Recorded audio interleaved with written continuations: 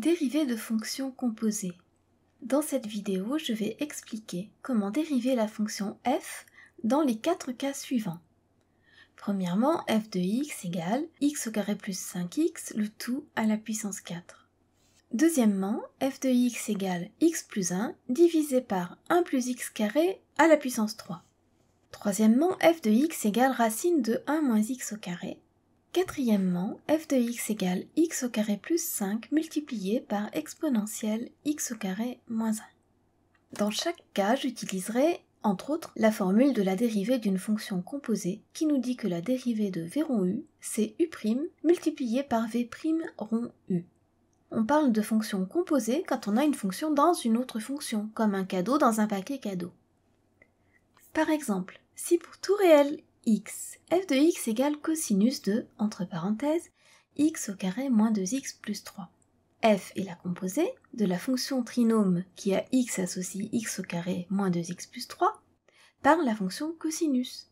La fonction trinôme, c'est le cadeau et la fonction cosinus, c'est son paquet cadeau. Si je pars de x et souhaite arriver à f de x, j'applique d'abord la fonction cadeau, nommons-la u, puis la fonction paquet cadeau, nommons-la v. F est la composée du cadeau, la fonction u, par le paquet cadeau, la fonction v. On pourrait noter ça f égale v de u, mais ça prêterait un peu à confusion parce que comme ça on imagine que u c'est une variable et pas une fonction. Donc pour éviter les confusions, on préfère noter f égale v rond u. Le rond se dit rond et c'est le symbole de la composition entre des fonctions ou entre des applications. On peut composer plus de deux fonctions. D'ailleurs, imaginons que pour tout réel x, g de x soit égal à notre fonction f de tout à l'heure, mais à la puissance 4 plus 1. Alors g sera la fonction w rond v rond u, ou w ce serait la fonction qui à x associerait x puissance 4 plus 1. Mais bon, pour cette vidéo, on va se contenter de la composer de deux fonctions v rond u. La formule que nous allons appliquer, c'est la formule donc de la dérivée d'une fonction composée. Donc c'est comme je l'ai dit tout à l'heure, v rond u le tout prime égale u' multiplié par v' rond u. Dans l'exemple de notre fonction f ci-dessus, on aura pour tout réel x, f' de x égale u' de x multiplié par v' rond u de x ou v' de u de x, c'est-à-dire 2x moins 2, la dérivée de u de x, multiplié par sinus qui est la dérivée de cosinus, sinus de x au carré moins 2x plus 3 qui est notre fonction u de départ. Quand j'utilise cette formule en fait, pour pas me tromper quand je l'utilise, j'imagine que ma fonction u qui est à l'intérieur de la fonction v, le cadeau, s'envole mais en se dérivant pour venir se placer devant ma fonction v tout en la multipliant et que là, hop, la fonction v en fait elle devient v', ça la dérive. Seulement il faut faire attention parce que le cadeau d'origine, lui, il est toujours dans la fonction v' intacte. Donc à l'intérieur de v' rond u, il y a toujours le u de départ. Ici, notre u de x égale x au carré moins 2x plus 3. Allez, c'est parti, dérivons ces 4 fonctions. Alors, je vais expliquer comment dériver la fonction f définie par f de x égale x au carré plus 5x, le tout à la puissance 4. Alors déjà, on vérifie son ensemble de définitions, c'est quoi? C'est x2 plus 5x que multiplie lui-même 4 fois, puisque c'est à la puissance 4, c'est donc une fonction polynôme, elle est donc définie, et dérivable sur R. F est une fonction polynôme,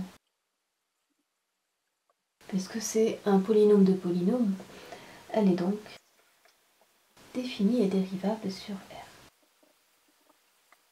Alors, comment est-elle fichue, cette fonction? Eh bien, on a dit que c'était une puissance de polynôme, en fait. Donc, notre fonction f, on commence à lui faire quoi à x, à le transformer en x au carré plus 5x.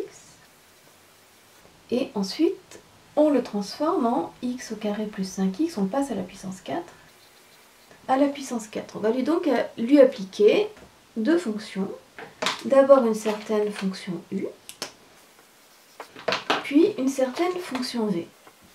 Qui sont ces fonctions u et v? F, ça va être égal à v rond u, puisqu'on met en premier celle qu'on applique en dernier. F est égal à v rond u.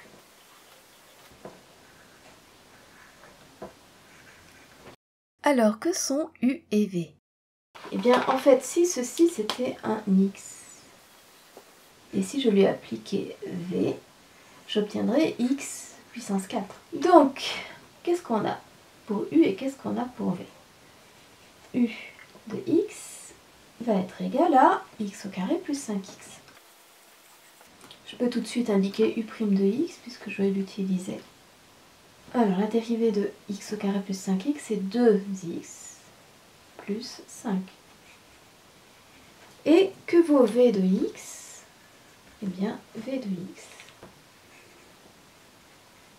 il est égal à x puissance 4. Et que vaut sa dérivée?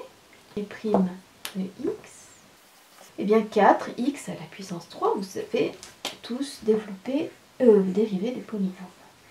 Yes. Alors maintenant que va valoir f'? Eh bien on a une formule du cours qui nous dit que si f vaut v rond u, eh bien f', lui, elle vaudra... Alors v rond u, en fait c'est v de u, je vais vous l'écrire à côté quand même, juste pour visualiser. F de x, en fait, c'est égal à v de, mais à l'intérieur, v rond u de x.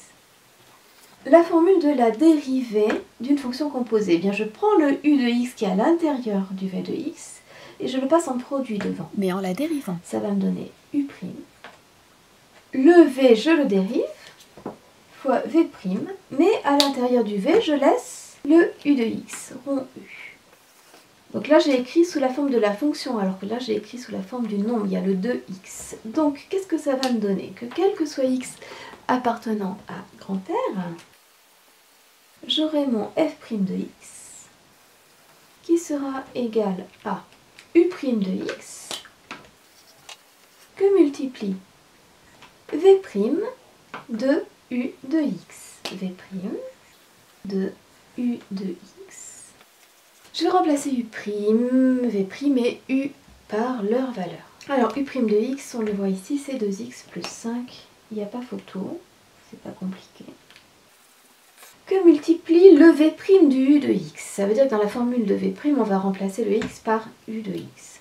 Alors que vaut le v'? Eh bien le v' c'est le 4x puissance 3.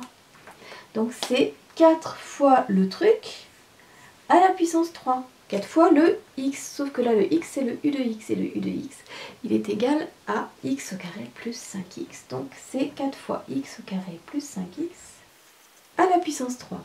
Alors, est-ce que j'ai moyen de simplifier cette expression ou est-ce que je la laisse comme ça? Et bien, quand on a une dérivée dans une étude de fonction, pourquoi on fait la dérivée? Pour trouver son signe. Pourquoi on trouve le signe de la dérivée? Pour trouver les variations de la fonction. Donc moi, je vais essayer de factoriser encore un petit peu plus ceci. Par quoi? Ici, on remarque que x au carré plus 5x, on peut le factoriser par x. Donc, je vais garder mon 2x plus 5, je vais le multiplier par 4, mais là, à l'intérieur de la puissance 3, je vais factoriser mon x2 plus 5x par x. Ça va me donner x facteur de x plus 5. La puissance, elle se distribue sur le produit d'après la formule a fois b puissance n égale a puissance n fois b puissance n. Je peux donc réécrire ma formule de f' de x sous la forme 2x plus 5 que multiplie 4, x à la puissance 3, x plus 5 à la puissance 3. Et après on écrit ça correctement, enfin correctement, ça veut dire comme on a l'habitude de l'écrire en mathématiques, on a des petites habitudes, en fait histoire de se mettre un petit peu tous d'accord sur les résultats, comment on les présente. On met d'abord les chiffres, puis les petites lettres avec des puissances, et puis après on peut ajouter le reste dans l'ordre qu'on veut, hein. Je peux mettre x plus 5 à la puissance 3, que multiplie 2x plus 5. Voilà, et là j'ai une dérivée bien factorisée qui me permettra de faire un beau tableau de signes à étage si je veux étudier son signe. Le signe de 4x3 c'est facile, c'est celui de x. Le signe de x plus 5 puissance 3, ce sera le même signe que x plus 5. Et le signe de 2x plus 5, eh bien on sait l'étudier très facilement puisque c'est une fonction infinie. Voilà. Comment fait-on pour dériver la fonction qui, à x, associe x plus 1 sur 1 plus x au carré, le tout à la puissance 3? On commence déjà par vérifier qu'elle est bien définie et dérivable sur R. Pourquoi on le sait? Parce que quel que soit x appartenant à R, Vous savez que x2, il est positif ou nul, les carrés des réels sont toujours positifs. Donc si je lui ajoute 1 à x2, ce sera plus supérieur ou égal à 1. Si c'est supérieur ou égal à 1, c'est que c'est différent de 0. Et si c'est différent de 0, si je lève à la puissance 3, ça sera encore différent de 0. Donc 1 plus x au carré puissance 3 sera différent de 0. Donc on a une fonction qui est un polynôme divisé par un autre polynôme qui ne s'annule jamais sur R. Donc notre fonction f, elle est bien définie et dérivable sur R.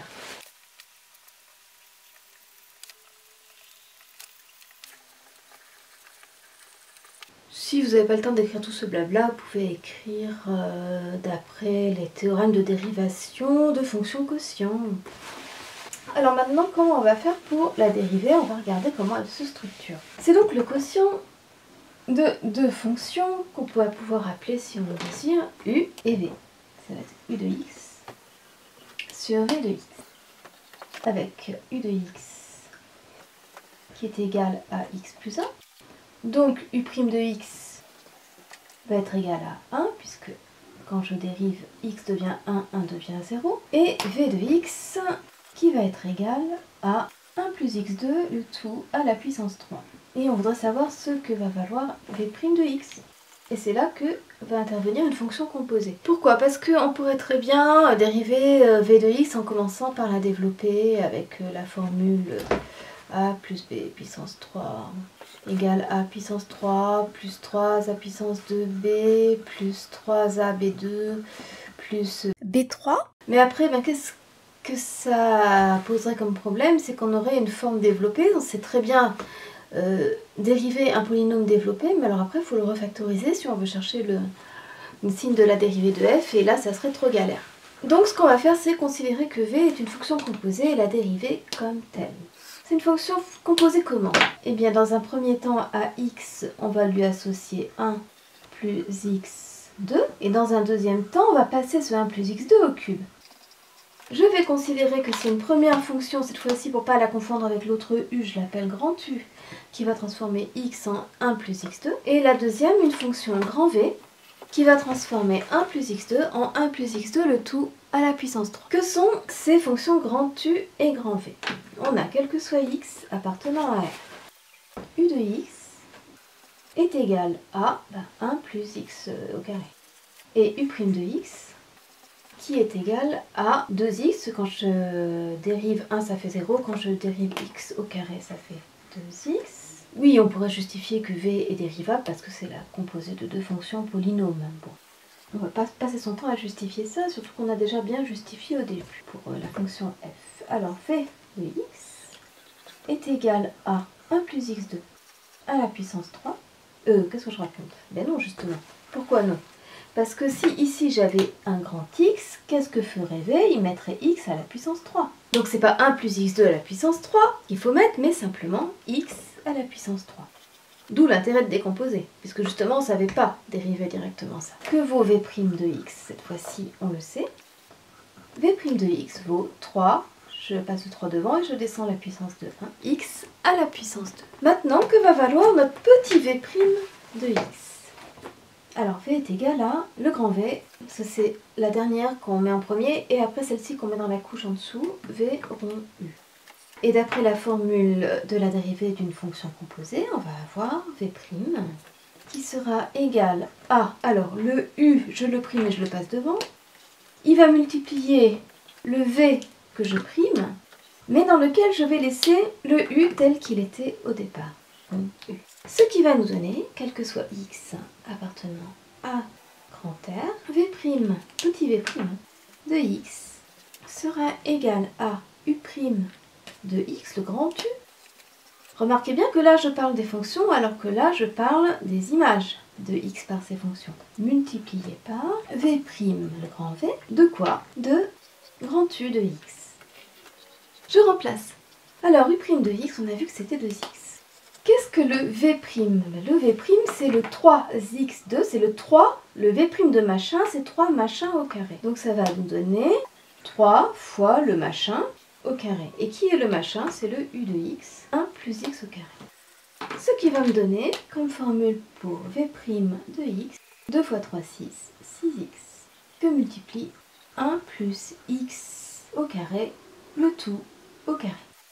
Donc je vais le recopier là-haut. Enfin, faites pas ça sur la copie, mettez-le en dessous, hein, mais bon, moi j'ai qu'un tableau. Alors je recopie ce que j'ai trouvé là-haut. X, 6x, facteur de 1 plus x au carré, le tout au carré.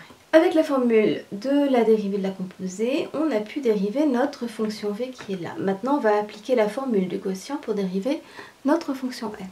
La formule du quotient, elle nous dit quoi? Elle nous dit que f' est égal à u'v moins uv' sur v au carré. Du coup, quel que soit x appartenant à f, on aura f' de x qui sera égal à u' de x que multiplie v de x moins, et là faites bien attention que c'est moins alors que dans la formule où on dérive un produit c'est plus, u de x facteur de v' de x, le tout sur v de x au carré.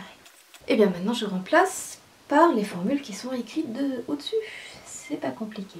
Que vaut u' de x, ça vaut 1. Que vaut v de x, 1 plus x2 le tout à la puissance 3. Le moins, il est là, u de x qui vaut x plus 1. Facteur de v' de x, c'est-à-dire, là je mets un fois parce que le 6x il devrait être devant en fait. Donc je précise que c'est un produit 6x facteur de 1 plus x au carré, le tout au carré. Sur quoi? Sur le v de x, à savoir 1 plus x2, le tout au cube, et bien le tout encore à la puissance 2. Bon, on va essayer de simplifier et de factoriser ça. Alors ça nous donne, déjà en bas, vous savez que a puissance n à la puissance m, puissance de puissance, on multiplie les puissances, c'est a puissance n fois m. Donc une puissance 3 à la puissance 2, ça va nous donner une puissance 6. En haut, qu'est-ce qu'il y a d'intéressant? Eh bien moi je trouve que ce qu'il y a d'intéressant, c'est qu'ici on a un 1 plus x2 à la puissance 2, et là on a le même à la puissance 3, donc on va pouvoir au moins factoriser un 1 plus x2 à la puissance 2. Là, j'essaie pas de développer, j'essaie vraiment de factoriser parce que le but après dans un problème, ça sera de chercher le signe de f' de x. Et pour chercher un signe, on factorise, pour appliquer la règle des signes. Alors, on va avoir donc une différence ici. Qu'est-ce qui va rester dans le premier terme? Le 1, 1, que multiplie 1 plus x2, là il était à la puissance 3, je l'ai passé à la puissance 2 devant, donc il va me rester un 1 plus x2 tout court à la puissance 1. Moins, alors le x plus 1, on le retrouve. Le 6x, on le retrouve aussi. Mais le 1 plus x2 puissance 2, on l'a mis en facteur. Et là, ça va être intéressant, pourquoi? Parce qu'on remarque qu'ici, on a un 1 plus x2 à la puissance 2 et que là, on a un 1 plus x2 à la puissance 6. Or, je vous rappelle que a puissance n sur a puissance m est égal à a puissance n moins m. Oui, sauf que là, c'est au dénominateur. Donc en fait, mon truc là, je vais l'appeler a à la puissance 2. Si je le divise par un a à la puissance 6, j'ai tout à fait le droit de dire que c'est a puissance 2 fois 1, divisé par a puissance 2 fois a puissance 4. Simplifié par a puissance 2, il va me rester a puissance 4 au dénominateur. Donc tout ça pour dire que lui devant, il s'en va. Qu'au dénominateur, il vous reste lui, mais à la puissance 4. Et au numérateur, il va nous rester ce qu'il y a dans les crochets, là, à savoir 1 plus x carré, moins x fois 6x, moins 6x carré, moins 1 fois 6x, moins 6x. Et on va obtenir la formule f' de x, toujours quel que soit x appartenant à R, précisé, qui est x. X est un nombre réel. Et bien en haut, on va avoir un trinôme du second degré comme on les aime, x carré moins 6x carré moins 5x carré, moins 6x plus 1. Ça, vous savez faire, trouver le signe d'un trinôme, vous savez faire depuis la première, et diviser par 1 plus x2 à la puissance 4, qui lui sera toujours positif, puisque 1 plus x2, il est toujours positif, et élevé à la puissance 4, il sera encore positif. Voilà. Comment on calcule la dérivée de cette fonction?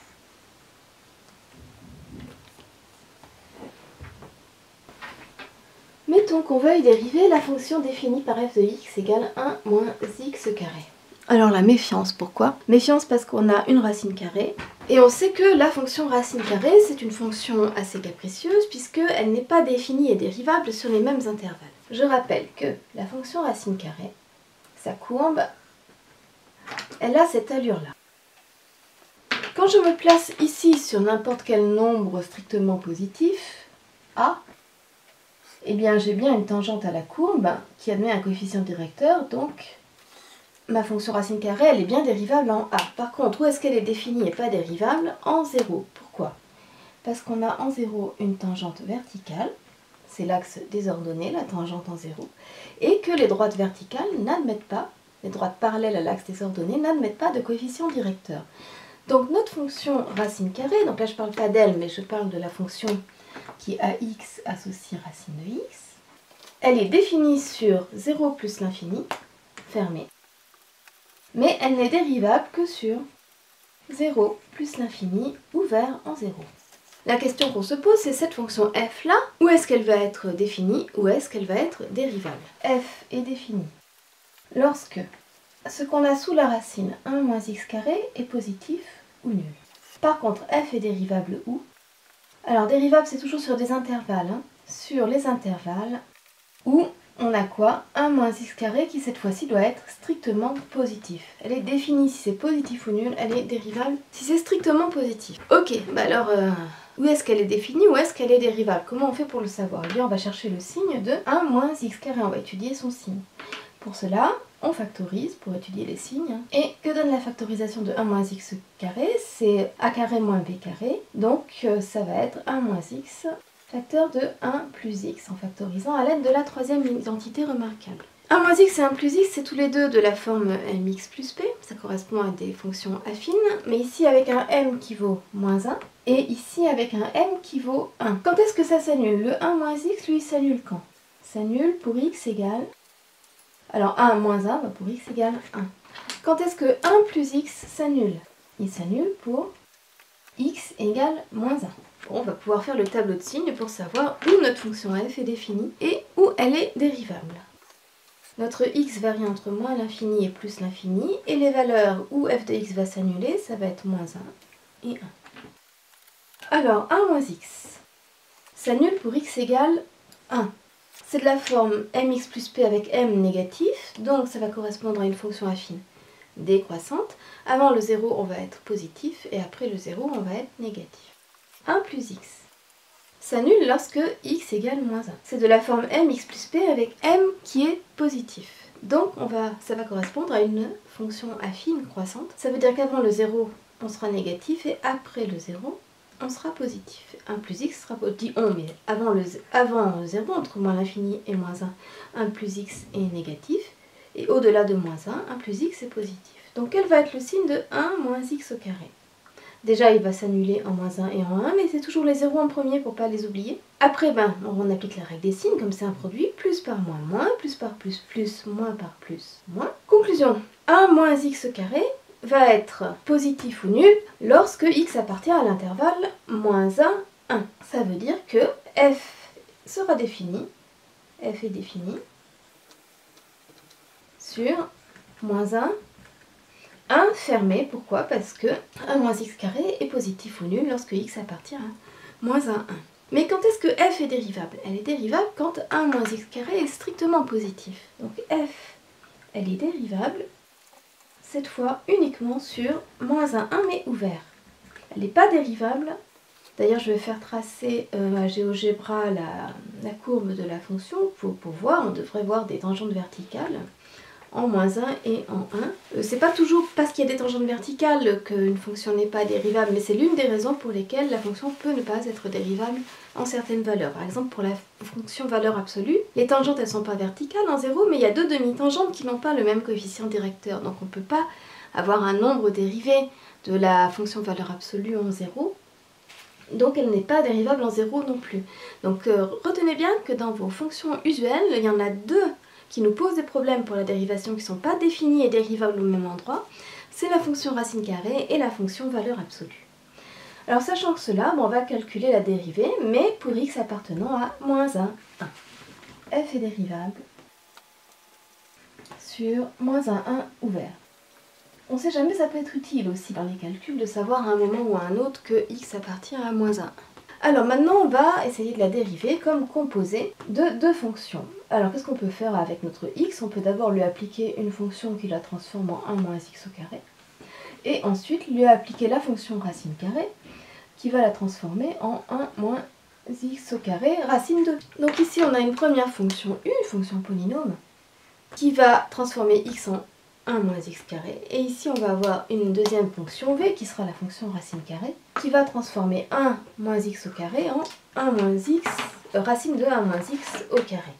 Comment savoir quelle est ma fonction v? Mais là je remplace 1 moins x carré par 1x, comme ça si je lui applique la fonction v, elle va se transformer en racine de x. Alors on a f qui est égal à v rond u, avec u de x qui est égal à 1 moins x carré. U' de x, alors je dérive 1, ben ça se dérive en 0, moins x carré, ça va se dériver en moins 2x. V de x, on a vu que c'était racine de x, et v' de x, la dérivée de la fonction racine carrée, c'est 1 sur 2 racine de x. Sachant cela, on va pouvoir dériver f. Alors que nous dit la formule? Elle nous dit que f', si f égale v rond u, f' sera égal à u' que multiplie v' rond u. Pour la dériver, parce que v rond u, c'est v de u en fait. Vous sortez u et vous le dérivez multiplié par u', et vous gardez v' de u. Je peux l'écrire avec un rond, je peux l'écrire aussi avec des parenthèses. Ce qui va nous donner, quel que soit x appartenant à moins 1, 1. Donc là, j'avais les formules sur les fonctions. Là, je vais parler de l'image de x par f'. F' de x va valoir quoi? Elle va valoir u' de x que multiplie v' de u de x. Je remplace. Alors, u' de x, c'est moins 2x. v' c'est 1 sur 2 racines. V' de truc, c'est 1 sur 2 racines de truc. Donc, v' de u de x, ça sera 1 sur 2 racines de u de x. Et u de x, je le remplace par 1 moins x carré. Qu'est-ce que j'obtiens? J'obtiens, en simplifiant par 2, que f' de x est égal à moins x divisé par 1 moins racine de x au carré. La question que je me pose, c'est est-il judicieux de garder cette expression-là ou de la transformer par exemple en multipliant en haut et en bas par la racine pour plus avoir de racine en bas? Comme le but ça va être de calculer le signe d'une dérivée, moi je dirais qu'il faut la laisser comme ça. Pourquoi? Parce que pour tout x appartenant à moins 1, le dénominateur va être positif, donc notre f' de x sera toujours du signe de moins x. Donc moi je suis d'avis de garder cette expression pour notre dérivée.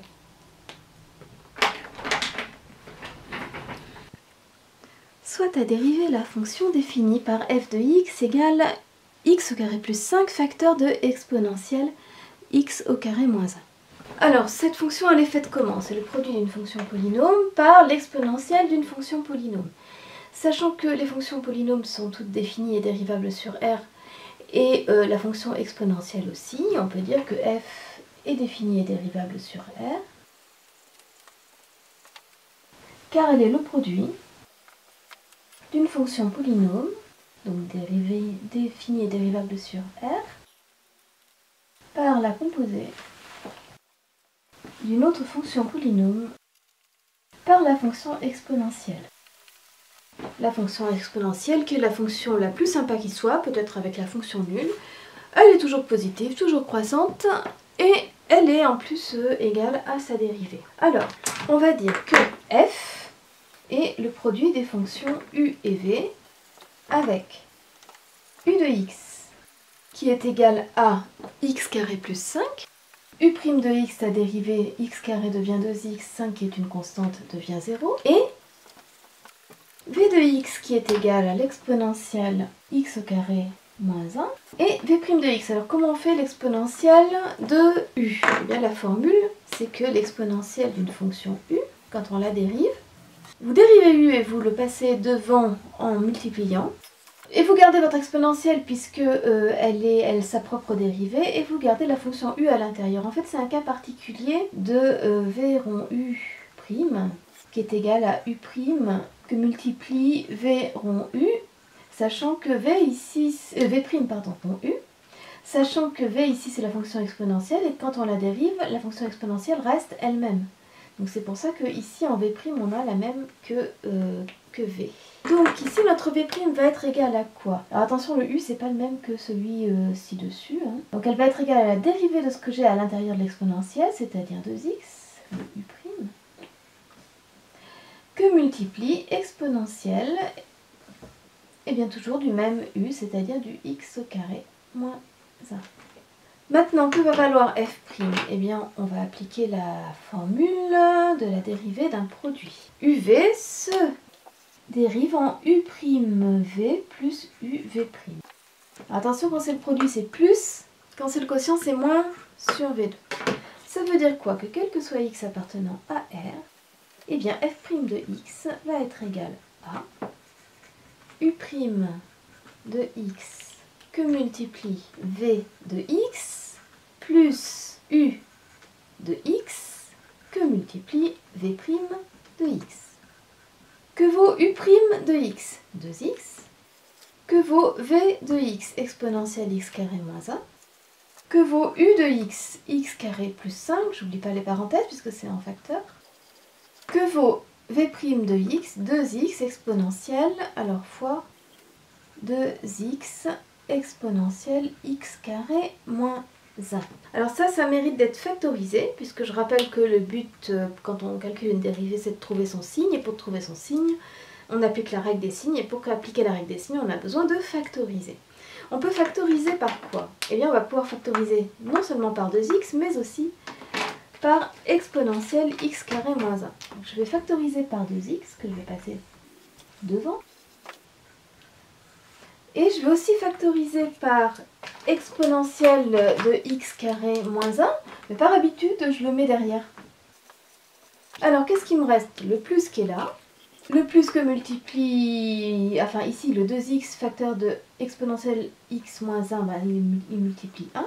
Ça, si je redistribue, j'obtiens bien 2x exponentielle x carré moins 1. Et dans le deuxième terme, qu'est-ce qui me reste? X carré plus 5. Que j'ai pas besoin de mettre entre parenthèses puisque c'est plus. Si c'était moins, attention. Alors f' de x va finalement être égal à 2x que multiplie x carré plus 6 que multiplie exponentielle x au carré moins 1. Et là c'est très facile d'étudier le signe de f' de x. Pourquoi? Parce que l'exponentielle de quelque chose c'est toujours positif. X carré est toujours positif, donc x carré plus 6 c'est encore plus positif. F' sera du signe de 2x. C'est-à-dire négatif si x négatif et positif si x positif.